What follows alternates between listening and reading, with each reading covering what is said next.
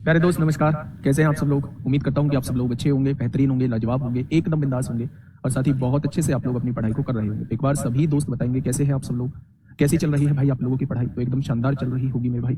तो हम लोगों का मेंसुरेशन 2D खत्म हो चुका है, पॉलीगन हम लोगों का खत्म हो चुका है। आप लोगों को डिस्क्रिप्शन में जरूर दिखाई देगा कि आज का जो टॉपिक है वो पॉलीगन है। लेकिन मेरे भाई मैंने कल ही आप लोगों को बता दिया था कि पॉलीगन जो है वो 2 क्लास का टॉपिक है। हम अच्छे तरीके से क्वेश्चंस कर चुके हैं, बल्क में क्वेश्चंस कर चुके हैं।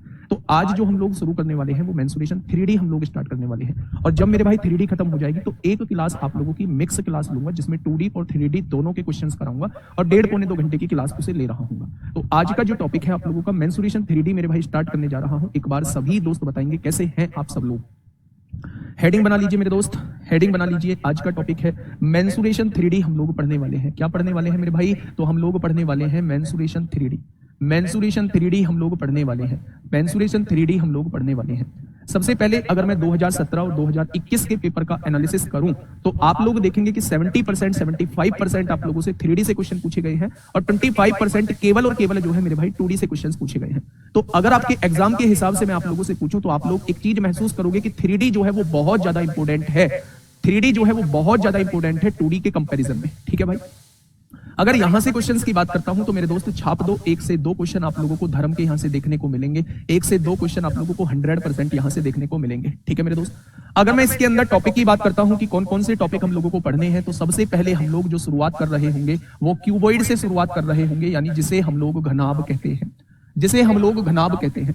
दूसरी अगर मैं बात करूं तो दूसरा हम लोग क्यूब पढ़ रहे होंगे जिसे हम लोग जो है मेरे भाई घन कहते हैं। तीसरा हम लोग जो है इसके अंदर जो पढ़ने वाले हैं वो राइट सर्कुलर सिलेंडर पढ़ने वाले हैं। राइट सर्कुलर सिलेंडर हम लोग पढ़ने वाले हैं और इसे क्या कहा जाता है हिंदी में? इसे कहा जाता है लंबवृत्तीय बेलन हम लोग पढ़ने वाले हैं। लंबवृत्तीय बेलन हम लोग पढ़ने वाले हैं। ठीक इसी के बाद जो है एक छुटकू सा टॉपिक इसी पर बेस्ड है जिसे हमने नाम दिया है होलो सिलेंडर। होलो सिलेंडर हम लोग पढ़ने वाले हैं जिसे कहा जाता है खोखला बेलन। जिसे कहा जाता है मेरे भाई खोखला बेलन कहा जाता है। क्या कहा जाता है? तो आप कहेंगे खोखला बेलन कहा जाता है, खोखला बेलन कहा जाता है। इसके बाद जो हम लोग देखने वाले हैं वो राइट सर्कुलर कोन देखने वाले हैं। इसके बाद जो हम लोग देखने वाले हैं मेरे भाई वो क्या देखने वाले हैं? तो आप कहेंगे राइट सर्कुलर कोन, जिसे कहा जाता है लंबवृत्तीय शंकु। जिसे क्या कहा जाता है? तो आप कहेंगे लंबवृत्तीय शंकु जिसे बोला जाता है। ठीक है, बहुत बढ़िया। कोई कोर्स लेने की जरूरत नहीं। अगर आप लोग मैथ की वजह से कोई कोर्स ले रहे हो तो मेरे भाई कोई कोर्स लेने की आवश्यकता नहीं है। ठीक है, बहुत बढ़िया, बहुत शानदार। समझा दूंगा, सारा का सारा समझ में आएगा। बस थोड़ा सा पेशेंस रखना होगा, चीजों को समझना होगा और एकदम बेहतरीन तरीके से जो है वो सारी चीजें आप लोगों के समझ में आएंगी। अगर मैं इसके बाद बात करता हूं तो मेरे भाई हम लोगों को स्फेयर पढ़ना है। स्फेयर यानी कि जिसे हम लोग गोला कहते हैं, जिसे हम लोग गोला कहते हैं। इसके बाद जो है हम लोगों को इसी का एक छुटकू सा टॉपिक यानी कि जिसे होलो स्फेयर कहा जाता है। और अगर हिंदी में बात करूं तो होलो स्फेयर क्या होता है मेरे भाई? होलो स्फेयर होता है खोखला गोला। होलो स्फेयर क्या होता है मेरे भाई? तो आप कहेंगे खोखला गोला होता है। इसके बाद जो हम लोग पढ़ने वाले हैं वो पढ़ने वाले हैं हेमी स्फेयर। हेमी का मतलब होता है आधा, हेमी स्फेयर मतलब अर्धगोला हम लोग पढ़ने वाले हैं। क्या पढ़ने वाले हैं? अर्धगोला हम लोग पढ़ने वाले हैं। ठीक है, हाँ। इसके बाद जो है इसके बाद हम लोगों को पढ़ने वाला है, इसके बाद हम लोग पढ़ने वाले हैं frustum of cone. Frustum of cone यानी कि मेरे भाई हम लोग छिन्नक पढ़ने वाले हैं। क्या पढ़ने वाले हैं? छिन्नक पढ़ने वाले हैं, यानी जिसे कहा जाता है उल्टी बाल्टी भी इसे बोला जाता है। उल्टी बाल्टी भी इसे बोला जाता है। इसके बाद हम लोग पढ़ने वाले हैं मेरे भाई प्रिज्म और पिरामिड। ये मेरे भाई आप लोगों के टॉपिक है जो हम लोग पढ़ने हैं, ये हम लोग के टॉपिक है जो हम लोग को आपको पढ़ने हैं और मुझे पढ़ाने हैं। तो ये वो टॉपिक है मेरे भाई। आज जो हम लोग शुरुआत करने जा रहे हैं, आज हम लोग जो शुरुआत करने जा रहे हैं वो घनाभ से शुरुआत करने जा रहे हैं और घनाभ से शुरुआत करके थोड़ा सा थ्योरी पार्ट पढ़ के और हम लोग जो है फिर क्वेश्चंस की तरफ चलेंगे। घनाभ और घन के मैं क्वेश्चंस भी करा देता हूं और थ्योरी पार्ट भी कंप्लीट करा देता हूं। सर प्लीज पॉलीगन के फॉर्मूला इंग्लिश में लिख दीजिए मेरे भाई। अगर मैं पूछूं विकर्णों की संख्या तो नंबर ऑफ डायगोनल का फॉर्मूला इंग्लिश में भी n into n minus 3/2 रहेगा और हिंदी में भी n into n minus 3/2 रहेगा। अगर मैं पूछूं आपसे ईच इंटरनल एंगल पूछूं तो वो भी n minus 2/n into 180 होगा और हिंदी में भी n minus 2/n into 180 ही होगा। तो फॉर्मूला चाहे हिंदी में बोलूं, फॉर्मूला चाहे इंग्लिश में बोलूं, फॉर्मूला मेरे दोस्त नहीं बदलेगा। ठीक है, अगर मैं हेडिंग डालता हूं घनाभ किसे कहते हैं, यानी कि मेरे भाई क्यूबॉइड किसे कहते हैं? क्या क्यूबॉइड किसे कहते हैं? सबसे पहले आप लोग एक चीज सुनिएगा। अगर मैं फोटो बनाने की कोशिश करूं तो फोटो जो बनता है किसी भी घनाभ का वो ऐसे बनता है, आयताकार सीट से, आयताकार फील्ड से। कोई भी आयताकार 3D इमेज होगी उसे हम लोग घनाभ कहेंगे, कोई भी वर्गाकार 3D फिगर होगी उसे हम लोग घनाकार कहेंगे। ठीक है भाई। अगर मैं आप लोगों से कहता हूं मेरे भाई ये क्या है, तो आप कहेंगे ये आप लोगों को लंबाई दी हुई है यानी एल दी हुई है। ये क्या है, ये आप लोगों को चौड़ाई दी हुई है। और ये क्या है मेरे भाई, तो आप कहेंगे ये आप लोगों को ऊंचाई दी हुई है। ठीक है, एक बात थोड़ा सा समझिएगा मेरे भाई, अगर मैं आप लोगों से कहूं यहां से वो क्या क्या पूछ सकता है। सबसे पहले आंधी आ रखी है, और आंधी आ रखी है तो आप बाहर तो बैठे नहीं होंगे। जिस कमरे में बैठे हुए हैं, दो ही तरीके के कमरे हम लोगों के बनते हैं, या तो वो घनाभकार कमरा होगा या वो घनाकार कमरा होगा। मतलब या तो वो क्यूबॉइड की शेप में होगा, क्यूबॉइड की शेप में होगा, या वो क्यूब की शेप में होगा। अब इन दोनों में डिफरेंस क्या है? ऐसा कमरा जिसकी आमने सामने की भुजा केवल बराबर है, ये भुजा इसके बराबर, वो भुजा उसके बराबर, जिसकी आमने सामने की भुजा केवल बराबर है, ऐसे कमरे को हम लोग घनाभकार कमरा कहते हैं। वो आयताकार की फॉर्म में हो जाता है। एक ऐसा कमरा जिसकी सारी दीवारें बराबर हैं, चारों की चारों दीवारें बराबर, तो ये टोटल नंबर ऑफ एजेस कितनी आएंगी, तो आप कहेंगे 12 आएगी। ठीक है भाई, अब ध्यान से सुनिएगा। अगर मैं आपसे कहूं कि यहां से वो तमाम तरीके के क्वेश्चन आपसे पूछ सकता है। पहला वो आपसे पूछ सकता है भाई साहब आयतन कितना होगा। अब ये आयतन क्या होता है थोड़ी देर में अभी बताऊंगा, वॉल्यूम कहते हैं जिसे। इसके बाद वो आपसे पूछ सकता है चार दीवारों का क्षेत्रफल कितना होगा। चार दीवारों का क्षेत्रफल कितना होगा, जिसे वो वक्र पृष्ठीय क्षेत्रफल भी बोलता है, जिसे वो वक्र पृष्ठीय क्षेत्रफल भी बोलता है। इसके बाद वो आपसे पूछेगा 5 दीवारों का क्षेत्रफल कितना होगा। 5 दीवारों का क्षेत्रफल कितना होगा, 5 दीवारों का क्षेत्रफल कितना होगा। इस टाइप के क्वेश्चन कैसे बन रहे होते हैं वो मैं थोड़ी देर में बताऊंगा। 6 दीवारों का क्षेत्रफल भी वो आपसे पूछ सकता है। वो आपसे 6 दीवारों का क्षेत्रफल भी पूछ सकता है मेरे भाई। अगर मैं 6 दीवारों के क्षेत्रफल के दूसरा नाम की बात करूं तो इसे ही टोटल सरफेस एरिया कहा जाता है। इसे ही टोटल सरफेस एरिया कहा जाता है। इसे ही कुल पृष्ठीय क्षेत्रफल कहा जाता है। इसे ही कुल पृष्ठीय क्षेत्रफल, बेटा 6 दीवारों के क्षेत्रफल को ही क्या कहा जाता है, कुल पृष्ठीय क्षेत्रफल कहा जाता है। कुल पृष्ठीय क्षेत्रफल कहा जाता है। 6 दीवारों के क्षेत्रफल को ही कुल पृष्ठीय क्षेत्रफल कहा जाता है। ठीक है, अब सुनिएगा, बारीकी से सारी बात सुनिएगा, एक एक चीज समझ में आएगी। और अगर आज आपने ध्यान से ये चीजें देख ली तो मेरे भाई फिर आप लोगों को कभी भी फॉर्मूले याद करने में दिक्कत नहीं आएगी। ध्यान से सुनिए, जब सबसे पहली बात आती है कि आयतन क्या होता है, सबसे पहली बात आती है वॉल्यूम क्या होता है। तो ये जो अंदर का स्पेस आप लोगों को दिखाई दे रहा है, जिस भी कमरे के अंदर आप लोग बैठे हुए हैं और इसके अंदर का जो स्पेस आप लोगों को दिखाई दे रहा है, ये स्पेस ही मेरे दोस्त आयतन कहलाता है। तो जब भी किसी घनाभ का आयतन पूछा जाए तो वो क्या होता है मेरे दोस्त, लंबाई गुणा चौड़ाई गुणा ऊंचाई होता है। ध्यान से सुनना, जब हम 2D की इमेज की बात करते थे, 2D फिगर की बात करते थे, तब मेरे दोस्त हम लोग क्षेत्रफल की और परिमाप की बात करते थे। लेकिन जब हम लोग 3D की बात करते हैं तो तब हम लोग आयतन की बात करते हैं, कुल पृष्ठीय क्षेत्रफल और वक्र पृष्ठीय क्षेत्रफल के बारे में बात करते हैं। प्रॉब्लम हो रही है, थोड़ा सा रखो।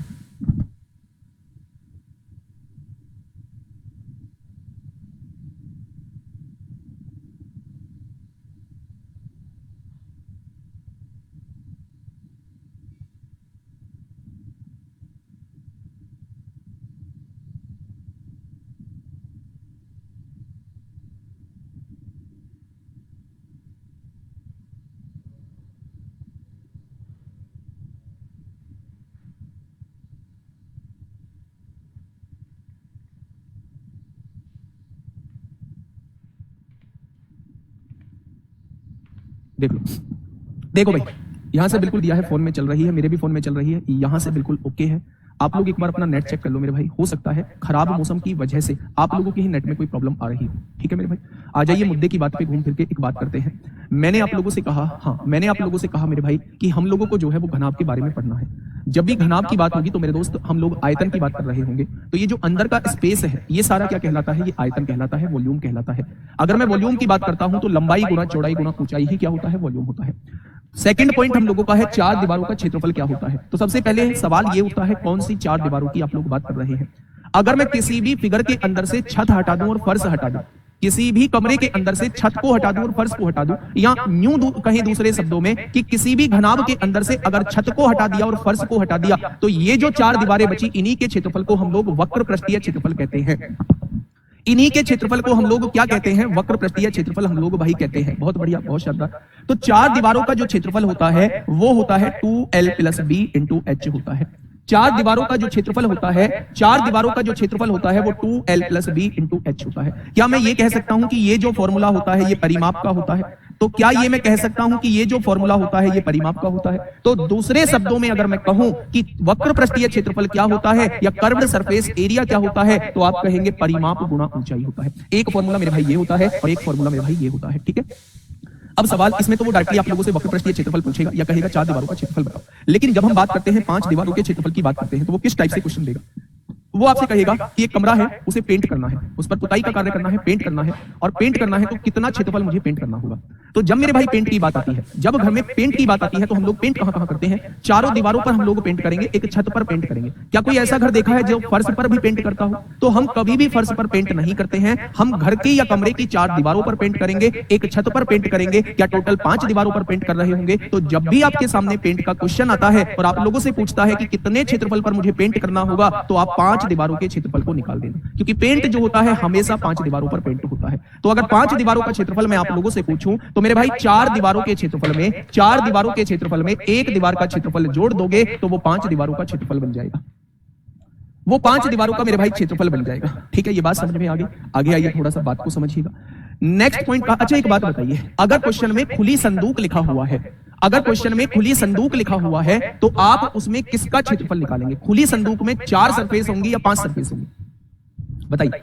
खुली संदूक जो है, ओपन बॉक्स जो है, उसमें 4 सरफेस होंगी या 5 सरफेस होंगी? तो आप कहेंगे जी खुली संदूक जब बोल दिया है तो इसका मतलब ऊपर वाली सरफेस नहीं है, ऊपर की तरफ से वो पूरी तरीके से खुली हुई है। तो 4 तो दीवार रहेंगी, एक तला रहेगा, तो टोटल कितनी सरफेस हो जाएंगी? तो आप कहेंगे टोटल जो है वो 5 सरफेसेस हो जाएंगी। कितनी हो जाएंगी मेरे भाई? तो आप कहेंगे टोटल 5 सरफेसेस हो जाएंगी। तो जब भी आपके सामने खुली संदूक का क्वेश्चन आए, जब भी आपके सामने कमरे में पेंट का क्वेश्चन आए, तो दिमाग में एकदम से क्लिक करना चाहिए कि यहां 5 दीवारों के क्षेत्रफल की बात हो रही होगी। तो 5 दीवारों का क्षेत्रफल या तो 4 दीवारों के क्षेत्रफल में एक दीवार का क्षेत्रफल घटा दो, या फिर 6 दीवारों के क्षेत्रफल में से एक दीवार का क्षेत्रफल घटा दो। 4 में 1 जोड़ोगे 5 दीवार का क्षेत्रफल आएगा, और 6 में से 1 घटाओगे तो भी 5 दीवार का क्षेत्रफल आ जाएगा।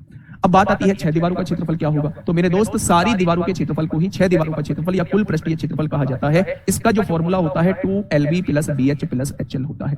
2LB + BH + HL होता है। ठीक है, मेरी बात समझ में आगे क्या? अगर मैं यहीं पे विकर्ण की बात करता हूं, अगर मैं यहीं पे विकर्ण की बात करता हूं, यानी कि डायगोनल की बात करता हूं, तो मेरे भाई डायगोनल क्या होता है? तो डायगोनल होता है अंडर रूट के अंदर L² + B² + H²। डायगोनल क्या हो जाएगा? विकर्ण क्या हो जाएगा मेरे भाई? अंडर रूट के अंदर L² + B² + H²। अब मुझे आप लोग ये बताइएगा, कि ऐसे कितने लोग हैं जिनको ये बातें समझ में नहीं आई हैं? क्या ये 6 फॉर्मूले जो है आप लोगों के दिलो दिमाग में बैठ चुके होंगे? क्या ये 5 फॉर्मूले 1, 2, 3, 4 और 5, क्या ये 5 फॉर्मूले आप लोगों के दिलो दिमाग में बैठ चुके हैं? घनाभ का आयतन पूछेगा तो लंबाई गुना चौड़ाई गुना ऊंचाई होगा। घनाभ का वक्र पृष्ठीय क्षेत्रफल पूछेगा, यानी कर्व्ड सरफेस एरिया, या 4 दीवारों का क्षेत्रफल पूछेगा तो वो 2L + B × H हो जाएगा। अगर वो 5 दीवारों का क्षेत्रफल आप लोगों से पूछता है, तो मेरे दोस्त 2L + B × H में अगर हम लोग LB जोड़ देंगे तो वो 5 दीवारों का क्षेत्रफल बन जाएगा। अगर वो मुझसे 6 दीवारों का क्षेत्रफल पूछता है तो 2LB + BH + HL हो जाएगा। अगर वो मुझसे विकर्ण पूछता है, वो मुझसे डायगोनल पूछता है, तो अंडर रूट के अंदर L² + B² + H² हो जाएगा। बात क्लियर है? एक छोटा सा टॉपिक, 5 मिनट का टॉपिक घन और पढ़ा देता हूं जो पूरी तरीके से इसी पर बेस्ड है मेरे भाई। उसके बाद हम लोग दोनों चीजों के क्वेश्चंस को खत्म कर रहे होंगे, घनाभ और घन के क्वेश्चंस को मेरे भाई हम लोग खत्म कर रहे होंगे। तो हेडिंग डाल लीजिए कि नेक्स्ट जो टॉपिक हम लोग इसी में पढ़ने वाले हैं वो मेरे भाई घन पढ़ने वाले हैं, जिसे हम लोग जो है वो क्यूब कहते हैं। वो मेरे भाई हम लोग क्या पढ़ने वाले हैं? तो आप कहेंगे घन पढ़ने वाले हैं, जिसे हम लोग जो है वो क्यूब कहते हैं। क्यूब वो कमरा होता है जिसकी सारी दीवारें जो होती हैं वो बराबर होती हैं, जिनकी सारी दीवारों की लंबाई चौड़ाई ऊंचाई सब कुछ जो है वो बराबर होती है। ठीक है, तो मेरे भाई अगर मैं बनाना चाहूं तो ये एक वर्गाकार कमरा मैं कह सकता हूं। वर्गाकार मतलब जिसकी सभी भुजा बराबर होती है। वर्गाकार कमरा मैं इसे कह सकता हूं। इसकी फिगर जो बनती है कुछ इस तरीके से आप लोग बना रहे होते हैं, सारी भुजा मेरे भाई बराबर होंगी। तो अगर मैं कहूं कि ये A है, ये वाली भुजा A है, तो ये वाली भुजा भी A हो जाएगी, और ये वाली भुजा भी कितनी हो जाएगी? ये वाली भुजा भी A हो जाएगी। तो क्या तीनों भुजा जो है वो A और A हो जाएंगी? तो आप कहेंगे बिल्कुल हो जाएंगी। अब मेरी बात को थोड़ा सा ध्यान से समझने की कोशिश करना बेटा। जैसे मैंने आप लोगों को बताया था कि क्या हर एक वर्ग जो होता है वो आयत होता है, तो आप कहेंगे जी हाँ, हर एक वर्ग आयत होता है। रीजन क्या है? आयत की प्रॉपर्टी ये कहती है कि आमने सामने की भुजा बराबर होनी चाहिए। तो क्या वो वर्ग में भी होता है? वर्ग में भी आमने सामने की भुजा बराबर होती है। उस कंडीशन को छोड़ ही दो कि चारों भुजा बराबर होती है। क्या आमने सामने की भुजा बराबर होती है? हाँ होती है। क्या प्रत्येक कोण 90 डिग्री का होता है? हाँ होता है। इसलिए हम लोग कह सकते हैं कि मेरे भाई हर एक वर्ग जो है, every square is a rectangle, हर एक वर्ग जो है वो मेरा आयत होता है। ठीक उसी तरह अगर मैं कहूं कि क्या प्रत्येक घन जो है वो मेरा घनाभ होगा? जी हाँ, बिल्कुल, प्रत्येक घन जो है वो मेरा घनाभ होगा। आमने सामने की भुजा बराबर होती है। तो आप एक सारी बराबर जो दीवारें हैं उस वाले कमरे में बैठ के देखिए, क्या आमने सामने की भुजा बराबर है? तो आप कहेंगे बिल्कुल बराबर है। तो हम कह सकते हैं कि सारे के सारे घन जो होते हैं वो घनाभ ही होते हैं। ठीक है, इसलिए सारे फॉर्मूले घनाभ वाले जो फॉर्मूले हैं, सारे क्यूबॉइड वाले जो फॉर्मूले हैं, वो सारे के सारे घन में मेरे भाई लग रहे होंगे। ठीक है, तो इसमें भी 5 चीजें लिख लीजिए। पहले सबसे पहले वो आपसे आयतन यानी वॉल्यूम पूछ सकता है। दूसरा वो 4 दीवारों का क्षेत्रफल यानी कि वो वक्र पृष्ठीय क्षेत्रफल पूछ सकता है, यानी कि जिसे हम लोग कहते हैं मेरे भाई कर्व सरफेस एरिया। तीसरा वो 5 दीवारों का क्षेत्रफल पूछ सकता है, 5 दीवारों का क्षेत्रफल आपसे पूछ सकता है। चौथा होता है वो कुल पृष्ठीय क्षेत्रफल या 6 दीवारों का क्षेत्रफल पूछ सकता है। कुल पृष्ठीय क्षेत्रफल या फिर 6 दीवारों का क्षेत्रफल आप लोगों से पूछ सकता है। 6 दीवारों का क्षेत्रफल, कुल पृष्ठीय क्षेत्रफल या फिर 6 दीवारों का क्षेत्रफल वो आप लोगों से पूछ सकता है। और इसके बाद वो आप लोगों से विकर्ण पूछ सकता है यानी कि डायगोनल पूछ सकता है। इसके बाद वो आप लोगों से विकर्ण पूछ सकता है यानी कि डायगोनल पूछ सकता है। तो ये 5 फॉर्मूले यहाँ पे भी आप लोगों के बनते हैं मेरे भाई, ध्यान से सुनना। ये ड्राइव किससे हुए हैं? ये क्यूब से ही ड्राइव हुए हैं। आप लोगों ने क्यूबॉइड में एक चीज पढ़ी थी कि जब हम लोग आयतन की बात करते थे वो लंबाई गुना चौड़ाई गुना ऊंचाई होता था। तो क्या इसमें लंबाई जो है वो a है, चौड़ाई भी a है, ऊंचाई भी a है, तो क्या इसका जो आयतन हो जाएगा, इसका जो वॉल्यूम हो जाएगा वो a क्यूब हो जाएगा? तो आप कहेंगे बिल्कुल हो जाएगा। क्या घनाभ का जो 4 दीवारों का क्षेत्रफल होता था वो मेरे भाई ये होता था? तो यहां l की जगह a रखिए, b की जगह a रखिए, h की जगह a रखिए। a और a 2a, 2a की गुना 2 में करेंगे 4a और 4a की गुना a में करेंगे तो 4 दीवारों का क्षेत्रफल जो होता है वो 4a स्क्वायर होता है। ठीक उसी तरह 5 दीवारों का क्षेत्रफल जो होगा, 5 दीवारों का क्षेत्रफल जो होगा वो 5a स्क्वायर होगा। अगर वो आपसे 6 दीवारों का क्षेत्रफल पूछता है तो उसे 6a स्क्वायर लिख देना। और अगर वो आपसे विकर्ण पूछता है तो मेरे भाई विकर्ण क्या हो जाएगा? √3 टाइम्स ऑफ a इसका विकर्ण हो जाएगा। √3a जो हो जाएगा वो इसका विकर्ण हो जाएगा। क्या इस बात में किसी को कोई दिक्कत है? क्या इस बात में किसी को कोई समस्या है? तो मेरे भाई ये फॉर्मूले हैं जो आप लोगों को अपनी कॉपी में छाप देने हैं। मैंने आप लोगों को आज क्यूबॉइड के बारे में पढ़ाया यानी कि घनाभ के बारे में पढ़ाया। मैंने आज आप लोगों को क्यूब के बारे में पढ़ाया यानी कि घन के बारे में पढ़ाया। तो मेरे भाई मुझे उम्मीद है कि ये फॉर्मूले आप लोगों के दिलो दिमाग में बैठ चुके होंगे। अगर मैं आप लोगों से कहूं, यहां कहूं कि 4 दीवारों का क्षेत्रफल मतलब 4a स्क्वायर, 5 दीवारों का क्षेत्रफल मतलब 5a स्क्वायर, 6 दीवारों का क्षेत्रफल मतलब 6 स्क्वायर। कितना आसान है ना याद करना। 4 दीवारों का क्षेत्रफल भाई 4a स्क्वायर, 5 दीवारों का क्षेत्रफल भाई 5a स्क्वायर, 6 दीवारों का क्षेत्रफल भाई 6a स्क्वायर। तो आसान है, बहुत ज्यादा याद करना। पहला क्वेश्चन आपके सामने लेके आ रहा हूं, चुटकियों में क्वेश्चन का जवाब मुझे चाहिए। ये मत सोचना कि आसान क्वेश्चन है। अगर मैं 2021 के क्वेश्चंस को दिखाऊंगा तो आप ये कहोगे ऐसे भी क्वेश्चन पूछे गए हैं। केवल गुणा आप लोगों की मजबूत होनी चाहिए। ऐसे ऐसे क्वेश्चंस आप लोगों से 2021 यूपीएसआई में मेरे भाई आप लोगों से पूछे गए हैं। बताइए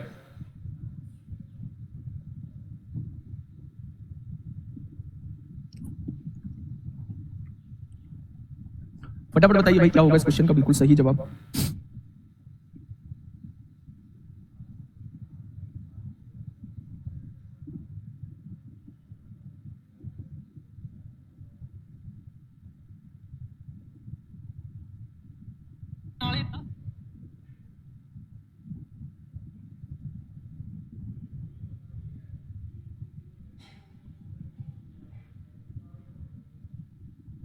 बताइए भाई फटाफट बताइए क्या होगा इस क्वेश्चन का बिल्कुल सही जवाब।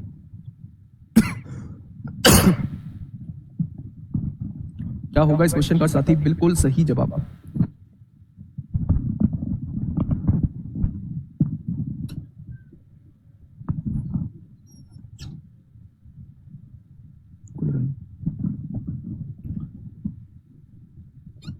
फटाफट बताइए भाई क्या होगा इस क्वेश्चन का बिल्कुल सही जवाब। यदि एक घन की भुजा 7 सेंटीमीटर हो तो घन का आयतन, भाई छुटकू सा क्वेश्चन है। घन का आयतन कितना होता है? a क्यूब होता है। घन की भुजा 7 दी हुई है तो 7 का क्यूब कितना हो जाएगा? मैं आपके सामने बस ये दिखाने के लिए लाया था कि ऐसे भी क्वेश्चन आप लोगों से एग्जामों में पूछे जाते हैं। यहां ये क्वेश्चन मैंने आप लोगों से पूछा है, जैसे ये क्वेश्चन मैंने आप लोगों से पूछा है, उन्होंने हेमिस्फेयर यानी अर्धगोले का आयतन आप लोगों से पूछा था। बहुत सारी शिफ्टों में ये क्वेश्चन आप लोगों से पूछा था और उन्होंने आर जो है वो पेचीदी दी हुई थी। आर किसी में दे दिया 1.47 दे दिया, आर किसी में 1.32 दे दिया, तो उसका क्यूब करना जो है बहुत मुश्किल हो जाता था। तो मेरे भाई यहां जो क्वेश्चन करेंगे वो मल्टीपल से करेंगे कि मल्टीपल देखना होता था। ठीक है, मैं ऐसे क्वेश्चन कराऊंगा एक बार। ठीक है, तो ऐसे क्वेश्चन ही पूछे गए हैं पर इतनी आसान वैल्यू देके यूपीएसआई में नहीं पूछा है 2021 में, लेकिन आप लोगों से फॉर्मूला बेस्ड क्वेश्चन जरूर पूछे गए हैं। ठीक है, चलिए इसका जवाब बताइए कि क्या होगा इस क्वेश्चन का बिल्कुल सही जवाब। अच्छा एक बात मुझे बताइए, घन का विकर्ण होता कितना है? तो आप कहेंगे घन का विकर्ण जो होता है वो √3a होता है। घन का विकर्ण जो होता है वो √3a होता है। अच्छा एक बात बताइए, उसने कितना दिया है घन का विकर्ण? तो आप कहेंगे √27 आप लोगों को दिया हुआ है। तो क्या ये दोनों वैल्यू बराबर दी हुई है? एक बात थोड़ा सा सुनिएगा, बहुत छोटी सी चीज मैं आप लोगों से पूछ रहा हूं कि 27 को हम लोग क्या लिख सकते हैं? तो आप कहेंगे 9 गुना 3 लिख सकते हैं। ठीक है, यानी यहां से अगर मैं देखूं तो 9 का वर्गमूल कितना हो जाएगा? 3 हो जाएगा और 3 का वर्गमूल कुछ नहीं होगा, ये अंदर ही रहेगा। क्या उस घन की जो भुजा है वो 3 आ चुकी है? अब उसने कहा है उसका आयतन कितना होगा, उसका आयतन कितना होगा, तो मेरे भाई घन का क्यूब ही क्या होता है, घन का क्यूब, भुजा का घन ही क्या होता है, आयतन होता है, यानी आयतन जो हो जाएगा वो 27 हो जाएगा। कितना होगा मेरे भाई, तो आयतन वॉल्यूम जो हो जाएगा वो 27। इस क्वेश्चन का साथी बिल्कुल सही जवाब जो है वो हो जाएगा। क्या ये बात क्लियर है, बोलो। बहुत बढ़िया, बहुत शानदार, बहुत लाजवाब। नेक्स्ट क्वेश्चन की तरफ हम लोग चलते हैं। ये भैया 2023 में एसएससी सीजीएल में पूछा गया था। ये मत सोचना कि यूपीएसआई के भी कराओ, भाई हर जगह कराऊंगा, आप टेंशन मत लो, बिल्कुल अलग से फाइल बनवाई हुई है, उसके भी क्वेश्चंस आप लोगों को दिखाऊंगा, बहुत शानदार तरीके से हम लोग कर रहे होंगे। फटाफट बताइए क्या होगा इस क्वेश्चन का बिल्कुल सही जवाब। क्वेश्चन ने कहा है यदि एक घन का आयतन जो है वो 4096 है, तो घन का आयतन कितना होता है, ए क्यूब होता है। क्या ए क्यूब की वैल्यू जो दी गई है वो 4096 दी गई है। घन का आयतन जो है वो 4096 है, तो क्या घन का आयतन जो है वो 4096 दिया है। अब यहां से क्यूब हटाइए और यहां क्या है, क्यूब रूट लगा दीजिए, तो आप कहेंगे यहां 4096 आ जाएगा। क्या आप मुझे बता पाएंगे कि 4096 का घनमूल कितना होता है, तो आप कहेंगे घनमूल जो है वो 16 होता है। तो उसने पूछा क्या है, उसने उस घन की भुजा पूछी है, तो जवाब क्या आ जाएगा, 16। इस क्वेश्चन का साथी बिल्कुल सही जवाब हो जाएगा। नेक्स्ट क्वेश्चन ये रहा सीजीएल 25 जुलाई 2023 में आप लोगों से पूछा है, फिर से छुटकू क्वेश्चन पूछ लिया। एक घन के सबसे लंबे विकर्ण की लंबाई, विकर्ण की लंबाई दी हुई है, तो क्या विकर्ण जो होता था वो √3a होता था। उसने कितना दिया है, विकर्ण 7√3 दिया है, √3 से √3 कट गया, तो उसने कहा आयतन क्या होगा, तो इसका घन कर देंगे तो आंसर 343 हो जाएगा। तो ज्यादा टाइम इस पे नहीं लगाना है। आइए फटाफट यहां सिलेक्शन पोस्ट 6 नवंबर 2020 में आपसे पूछा गया है, बताइए। सिलेक्शन पोस्ट 2020 में साथी आप लोगों से क्वेश्चन पूछा गया है। क्वेश्चन ने कहा है यदि एक घन के विकर्ण की लंबाई, घन के विकर्ण की लंबाई जो है वो √3a होती है, और उसने कितनी दी है मेरे भाई, तो आप कहेंगे घन के विकर्ण की लंबाई 16√3 दी हुई है। तो अगर यहां √3 से √3 काटो तो क्या आप कह सकते हैं कि उस घन की भुजा जो होगी वो 16 हो जाएगी, हो जाएगी क्या। तो इसके पार्श्व पृष्ठ का क्षेत्रफल कितना होगा। मैं बस इस क्वेश्चन को लाने का एकमात्र कारण है आप इस नाम से जो है अच्छे से वाकिफ हो सके। इंग्लिश में लिटरल सरफेस एरिया कहते हैं, हिंदी में पार्श्व पृष्ठ का क्षेत्रफल कहते हैं। मेरे दोस्त इसमें और मेरे भाई वक्र पृष्ठीय क्षेत्रफल में कोई डिफरेंस नहीं है, चाहे वो लिटरल सरफेस एरिया लिख के दे, चाहे वो कर्व सरफेस एरिया लिख के दे, चाहे वो पार्श्व पृष्ठीय क्षेत्रफल लिख के दे, चाहे वो वक्र पृष्ठीय क्षेत्रफल लिख के दे, दोनों जो होते हैं वो समान होते हैं। यानी जब आपके पास एक ही वैल्यू है तो वो आपसे पार्श्व पृष्ठीय क्षेत्रफल यानी कि वक्र पृष्ठीय क्षेत्रफल पूछना चाह रहा है, क्या वो 4a² हो जाएगा। तो यहां से अगर मैं चीजों को समझूं तो यहां आप लोग देखेंगे कि a की वैल्यू 16 है और 16 का वर्ग जो है वो 256 आ जाएगा। यानी कि यहां से समझा जाए तो 6 चौक 24 को 4 हासिल 2, 5 चौक 20, 2 22 को 2 हासिल 2, 4 दूनी 8 और 2 10 हो जाएगा। यानी इस क्वेश्चन का जवाब क्या हो जाएगा, 1024 इस क्वेश्चन का जवाब हो जाएगा। तो इस छोटे से क्वेश्चन से केवल इतनी सी बात आप लोग समझेंगे कि ये पार्श्व पृष्ठीय क्षेत्रफल का मतलब ही वक्र पृष्ठीय क्षेत्रफल होता है, कर्व सरफेस एरिया का मतलब ही लिटरल सरफेस एरिया होता है। चलिए भाई नेक्स्ट क्वेश्चन की तरफ हम लोग चलते हैं। नेक्स्ट क्वेश्चन क्या कहता है, यहां से बताइए, क्या इस क्वेश्चन को आप लोग कर लेंगे, फटाफट मुझे बताइए। ये आपसे सीएचएसएल 12 अगस्त 2021 में साथी आप लोगों से पूछा गया है। क्वेश्चन ने कहा है किसी घन के विकर्ण का वर्ग जो है, अच्छा किसी घन का विकर्ण क्या होता है, किसी घन का विकर्ण जो होता है वो √3a होता है। इसका वर्ग जो दिया हुआ है वो कितना दिया हुआ है, वो 2175 आप लोगों को दिया हुआ है। क्वेश्चन ने कहा है किसी घन के विकर्ण का वर्ग, तो घन का विकर्ण क्या होता है, √3 होता है, इसका वर्ग करेंगे तो वो आपको 2175 बताएगा। ठीक है, घन का कुल पृष्ठीय क्षेत्रफल यानी कुल पृष्ठीय क्षेत्रफल मतलब वो 6a² की वैल्यू आपसे पूछना चाह रहा है। तो √3a का स्क्वायर का मतलब है 3a² की वैल्यू आपसे पूछना चाह रहा है, मतलब 3a² की वैल्यू 2175 दी है। तो यहां से जब आप काटेंगे 3 7 21 होगा, 3 दूनी 6 होगा और 3 पंजे 15 हो जाएगा, 725 हो चुका है। मेरे भाई उसने पूछा है 6a², गलती से भी इधर वर्ग लगा के इसका वर्गमूल मत निकालने लग जाना, इधर वर्ग लगा के इसका वर्गमूल निकालने मत लग जाना, नहीं तो भाई साहब फजीता हो जाएगा, मामला गड़बड़ हो जाएगा। तो आपको क्या करना है, आपको इस a² की वैल्यू को उठाना है और सीधा यहां पुट कर देना है। तो जब आपने a² की जगह 725 रखा तो जवाब कितना आया मेरे भाई, तो आप कहेंगे 4350 इस क्वेश्चन का जवाब हो जाएगा। 4350 इस क्वेश्चन का भाई मेरे बिल्कुल सही जवाब हो जाएगा। Option number D is the correct answer. Option number D क्या होगा मेरे भाई, ऑप्शन नंबर डी इस क्वेश्चन का साथी बिल्कुल सही जवाब जो है वो हो जाएगा। ठीक है जी, आगे बढ़ जाएं। चलिए नेक्स्ट क्वेश्चन, इसे कर लोगे, चलो नहीं कर पाओगे तो बताओ, थोड़ी सी कैलकुलेशन।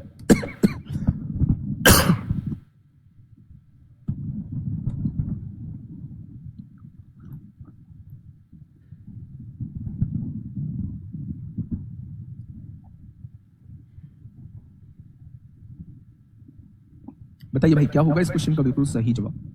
क्या कहा है क्वेश्चन ने, किसी घन का पृष्ठीय क्षेत्रफल जो है वो 13.5 मीटर दिया हुआ है। बच्चे जब भी पृष्ठीय क्षेत्रफल के आगे वक्र ना लगा हो, ना कुल लगा हुआ हो, तो आप उसे मान के चलेंगे कि ये आपसे टोटल के बारे में ही पूछना चाह रहा है या टोटल के बारे में ही दिया हुआ है। जब पृष्ठीय क्षेत्रफल के आगे कुछ ना लगा हुआ हो, कुछ ना लगा हुआ हो, तो उसे ही हम लोग कुल पृष्ठीय क्षेत्रफल मान रहे होते हैं। तो घन का कुल पृष्ठीय क्षेत्रफल क्या होता है? 6a स्क्वायर होता है। और यहां आप लोगों को दिया कितना है? तो आप कहेंगे 13.5 आप लोगों को दिया हुआ है। यहां से 6 हटाएंगे, यहां 6 भाग में जाएगा। यहां देखेंगे 3 चौक 12, 3 पंजे 15, 3 दूनी 6 होंगे। तो आपने काटा 2 दूनी 4, 2 दूनी 4, 2 पंजे 10 हो जाएंगे। तो क्या ये 2.25 आ गया? यहां से स्क्वायर हटाइए, यहां स्क्वायर रूट लगा दीजिए। तो क्या 225 का वर्गमूल जो होता है वो 15 होता है। पॉइंट के बाद 2 अंक है, तो आंसर में पॉइंट के बाद 1 अंक आएगा। ठीक है।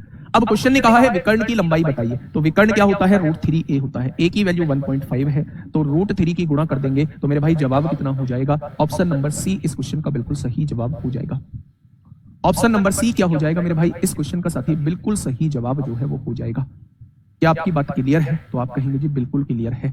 आगे बढ़ जाए, बोलिए आगे बढ़ जाए, तो आप कहेंगे जी बिल्कुल बढ़ जाइए। क्वेश्चन नंबर नेक्स्ट बताइए। सीपीओ 16 मार्च 2019। आप यूपीएसआई की तैयारी कर रहे हैं, आप भी दरोगा की तैयारी कर रहे हैं, और ये भी पैरामिलिट्री के दरोगा का क्वेश्चन है। बताइए क्या होगा इस क्वेश्चन का बिल्कुल सही जवाब?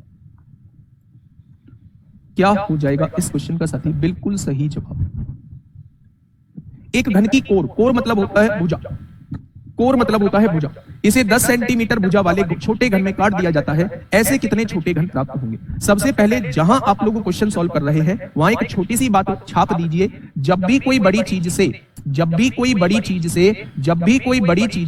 छोटी चीज बनाई जाती है, जब भी कोई बड़ी चीज से छोटी चीज बनाई जाती है, बड़ी चीज से छोटी चीज बनाई जाती है, तो बड़ी चीज के आयतन को छोटी चीज के आयतन से डिवाइड कर दोगे तो आपको यह पता लग जाएगा कि छोटी चीज जो है वो कितनी बनेगी। अगर आप ये निकालना चाहते हो कि छोटी चीजों की संख्या कितनी होगी, तो बड़ी चीज के आयतन को छोटी चीज के आयतन से डिवाइड कर देना। जैसे आपसे कहा कि एक दीवार है, वो दीवार जो है वो ईंटों से मिलकर बनी है, तो बताइए इस दीवार में कितनी ईंटें लगेंगी? तो याद रखना बड़ी चीज के आयतन को छोटी चीज के आयतन से डिवाइड करना है। एक्चुअल में होता क्या है, जिस चीज से वस्तु बनाई गई है उसका आयतन जो चीज बनाई गई है उसके आयतन के बराबर होता है, दोनों का वॉल्यूम इक्वल होता है। वहां से सॉल्व करेंगे तो आपको एक बात पता चलेगी कि जब भी हमसे ईंटों की संख्या पूछेगा तो मैं दीवार के आयतन को एक ईंट के आयतन से डिवाइड कर दूंगा, तो मेरे पास नंबर ऑफ ईंट निकल के आ जाएंगे। जब भी मैं एक बड़े घन से छोटे छोटे घन काटता हूं तो बड़े घन के आयतन को छोटे घन के आयतन से डिवाइड कर दोगे तो आपके सामने नंबर ऑफ छोटे घन निकल के आपके सामने आ जाएंगे। ठीक है, ध्यान से समझिएगा।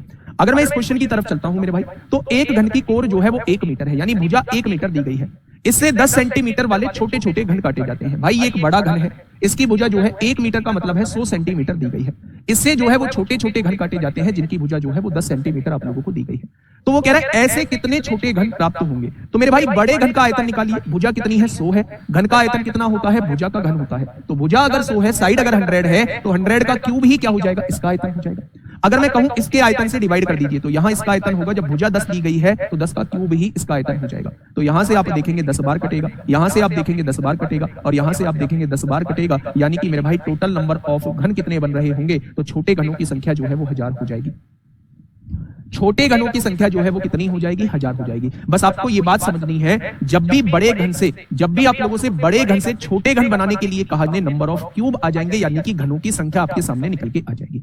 तो बड़े घन की भुजा 100 है, तो भुजा का घन ही इसका आयतन होता है। छोटे घन की भुजा 10 है, तो 10 का क्यूब ही इसका आयतन हो जाएगा। बड़े घन के आयतन को छोटे घन के आयतन से डिवाइड करेंगे तो आपके सामने घनों की संख्या निकल के आ जाएगी, यानी कि 1000 छोटे घन मेरे भाई बन रहे होंगे।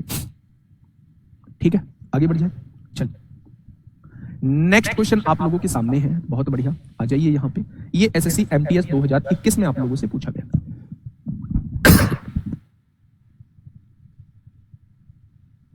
बताइए क्या होगा इस क्वेश्चन का बिल्कुल सही जवाब?